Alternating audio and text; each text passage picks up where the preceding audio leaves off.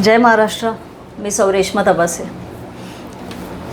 महाराष्ट्रामध्ये जे काही सुरू आहे, आपण फुले शाहू आंबेडकरांचा जेव्हा महाराष्ट्र बोलतो आणि त्या महाराष्ट्राने जेव्हा आपण म्हणतो की देशाला देश दिले आणि त्या महाराष्ट्रामध्ये ज्या गोष्टी आता सातत्याने समोर येतात. आता परवा जो विषय आला तो म्हणजे कॅप्टन अशोक खरात, जो भोंदू बाबा, ज्याचा व्हिडिओ आला आणि तो व्हिडिओ आल्याच्या नंतर ज्या प्रकारे मोठमोठ्या नेत्यांचे फोटो त्या बाबाच्या सोबत आले. सगळ्यात पहिले तर रुपाली चाकणकर, त्या मॅडमने राजीनामा दिला अतिशय योग्य झाला, पण या आधीच त्यांनी राजीनामा द्यायला पाहिजे होता. कारण त्या जोपर्यंत राज्य महिला आयोगावरती होत्या तोपर्यंत बड्या लोकांना त्यांनी पाठीशी घातलं.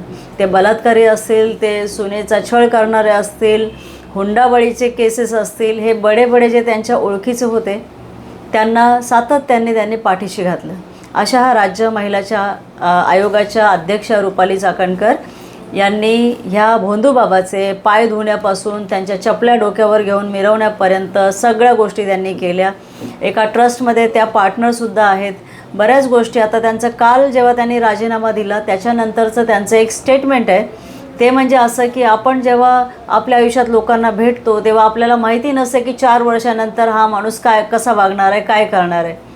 अगदी बरोबर, आपल्याला खरंच माहिती नसतं की हा मनुष्य कसा वागणार आहे, काय वागणार आहे. पण रुपाली चाकणकर मॅडम, जेव्हा तुम्ही महिला दिनाच्या दिवशी तुमच्या भाषणामध्ये जेव्हा तुम्ही महिलांना ज्ञान देता ना की प्रत्येक महिलेने संविधान वाचलं पाहिजे, नक्कीच वाचायला पाहिजे, आणि तुम्ही काय करणार?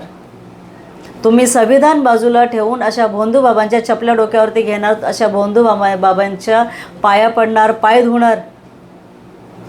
रुपाली चाकणकर, जेव्हा तुम्ही देशाच्या राज्याच्या संवैधानिक पदावरती जेव्हा बसता, तेही राज्य महिला आयोगाच्या अध्यक्ष म्हणून, ज्याच्यामध्ये महिलांची सुरक्षितता, महिलांना न्याय यासाठी तुमचं पहिलं कर्तव्य असतं. अशा वेळेला तुम्ही ज्या भोंदू बाबांनी इतक्या महिलांवरती अत्याचार केलेत, त्याच्यावरती पॉक्सोसुद्धा गुन्हा दाखल झाला असेल बहुधा, आणि अशा भोंदू बाबाला तुम्ही पाठीशी घालण्यासाठी एक त्या पत्रकाराला तुम्ही टॉर्चर केलं.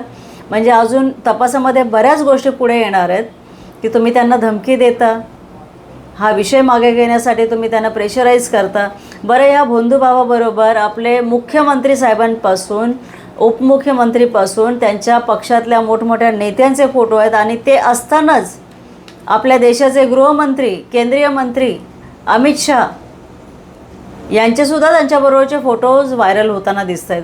म्हणजे तुम्ही बघा, जोपर्यंत आपल्या देशामध्ये धर्माच्या नावाखाली जे अंधश्रद्धा पसरवणारे लोक आहेत, धर्माचं राजकारण करणारे जे नेते मंडळी आहेत, जोपर्यंत ही माणसं आहेत तोपर्यंत असे भोंदू बाबा जन्माला येणार आणि महिलांवरती अत्याचार हा सातत्याने होत राहणार. बरं, मला त्या महिलांचंही आश्चर्य वाटतं. अशा अडाणी समाजाच्याही महिला दिसत नाहीत ज्या व्हायरल झालेल्या 1-2 फोटो मी बघितले, व्हिडिओ बघितले.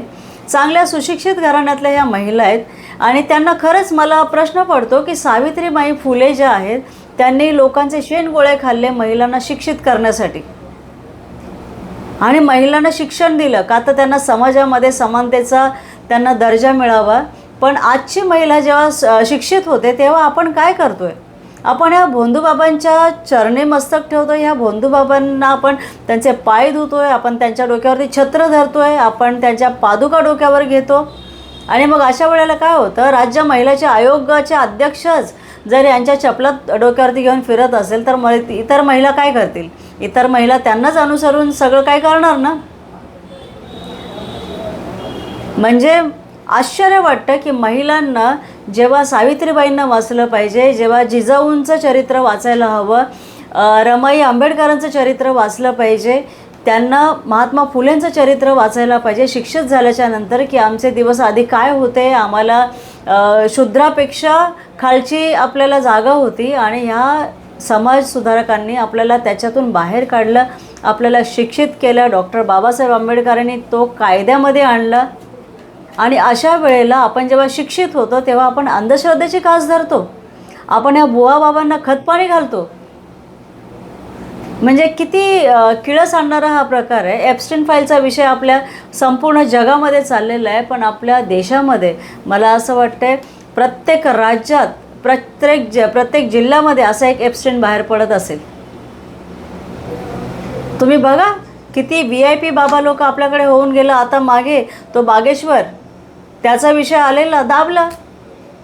एक दिवस फक्त न्यूज चॅनलला चाललं असेल किंवा इंस्टाग्रामचे जे आहेत जागरूक लोक, जे यूट्यूबला वेगळे चॅनल करून आपला चॅनल चालवत आहेत, त्यांच्या चॅनलला फक्त ही बातमी आली, बाकी तो विषय पण दाबला गेला. त्या बागेश्वरला जेव्हा लोकांनी पकडलं, महिलांच्या तस्करीचा आरोप होता, विषय संपला. तो राम रहीम असेल, आसाराम बापू असेल, ते असे असंख्य भोंदूबाबा जे आहेत, आता हा अशोक खरात, असंख्य भोंदूबाबा आहेत. आपण ह्याच्यासाठी आपण शिक्षित झालेलो आहे का? महिलांनी विचार केला पाहिजे की आपण काय करतोय. आपण छत्रपतींच्या महाराष्ट्रामध्ये आपण काय करतोय, आपण काय केलं पाहिजे.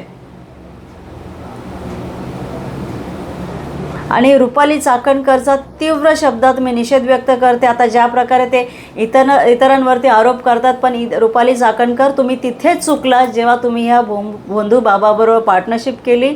ह्या भोंदू बाबाला तुम्ही खतपाणी घातलं. ही सगळ्यात मोठी तुमची चूक आहे. बऱ्याच गोष्टी तुम्ही पाठीशी घातलेल्या आहेत ह्या भोंदू बाबाच्या सुद्धा. आणि याच्या आधीचे बरेच विषय असे झालेत जिथे महिलांना न्याय तुम्ही मिळवून दिला नाही, त्यामध्ये तुम्ही अपयशी ठरलात. आता रुपाली चाकणकर यांचीसुद्धा कसून तपासणी व्हायला पाहिजे, अशी सगळ्यांनी मागणी केली पाहिजे. ह्या अशा महिला ह्या समाजाला काळीमा फासण्यासारख्या असतात. म्हणजे तुम्ही इतक्या शिकलेल्या आहेत, इतक्या वर्षानुवर्ष तुम्ही एका महत्त्वाच्या पदावरती बसता आणि तुम्ही हे आचरण आणता. म्हणजे मी तर महिलांना म्हणेन की महिलांनी विचार केला पाहिजे की आपण कोणाकडे जातो आहे, आपण कशासाठी जातो आहे, आपण का जातो आहे. आणि तो भोंदू बाबा जेव्हा आपल्या शरीराला जेव्हा स्पर्श करण्याचा प्रयत्न करतो, तेव्हा आपण विचार केला पाहिजे की आपण त्याच्याकडे का जातो आहे. म्हणजे एक महिला समोर आली म्हणून हा विषय पुढे आला, पण त्याच्या आधी किती महिला आल्या असतील. आता फक्त 58 गोष्टी फक्त पोलिसांना भेटल्यात, पण त्याच्या बियॉन्ड जाऊन अजून किती गोष्टी असतील ह्या सगळ्या तपासामध्ये येतील. तेव्हा धर्म आपण सगळे मानतो. आपल्याकडे बरेच संत महापुरुष होऊन गेलेले आहेत, त्यांची पूजा अर्चा करा. आपल्याकडे देव आहेत. तुम्ही कशाला भोंदूबाबाच्या मागे लागता. महिलांनो, जागरूक व्हा. आता जर तुम्ही मागे गेलात ना, तर परत तुम्हाला ज्योतिबा फुलेंसारखा व्यक्ती जन्माला येणार नाही, सावित्रीबाई फुलेंसारखी माता जन्माला येणार नाही, छत्रपती शिवाजी महाराजांसारखा महापुरुष येणार नाही, डॉक्टर बाबासाहेब आंबेडकरांसारखा महापुरुष पुन्हा जन्माला येणं शक्य नाही आहे तुम्हाला या दलदलीतून बाहेर काढण्यासाठी. तेव्हा विचार करा आणि विचार करून राहा. सुरक्षित राहा. धन्यवाद. जय हिंद, जय महाराष्ट्र.